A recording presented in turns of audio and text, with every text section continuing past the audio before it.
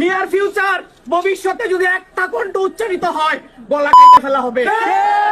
যদি আমার চাচার দিকে একটা আঙুল তোলা হয় আঙুল কিন্তু লাগিয়ে দেওয়া হবে। যদি কেউ আক্রমণ করে আমি চুরি করে বসে থাকবো? আমি তো হযরত উমরের উত্তরসূরি, আমি তো হযরত আলীর উত্তরসূরি, আমি রাসূল সাল্লাল্লাহু আলাইহি ওয়াসাল্লামের উত্তরসূরি। আমি কেন বসে থাকবো? আজকে আসেন, কই গেছেন বীরের দল? আসেন, আমি একলা দাঁড়ায় থাকবো ইনশাআল্লাহ। বসেন, আমি শেষ করতে চাচ্ছি এইভাবে। দেখেন যথেষ্ট হয়েছে, উনারা অনেক কিছু বলছে, অনেক কিছু করছে, এবার আমার চাচার পাশে দাঁড়ানোর সময়। আপনারা আমার সাথে ওয়াদা করেন, আপনারা আমার চাচার পাশে আছেন তো ইনশাআল্লাহ? একজন লোক কি পিছপা হবে?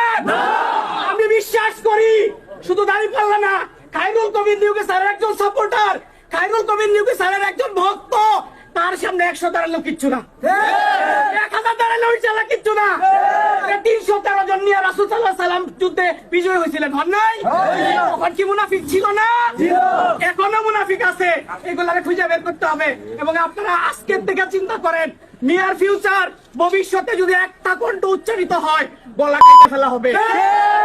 যদি আমার চাচার দিকে একটা আঙুল তোলা হয় আঙুল কিন্তু লাগিয়ে দেওয়া হবে।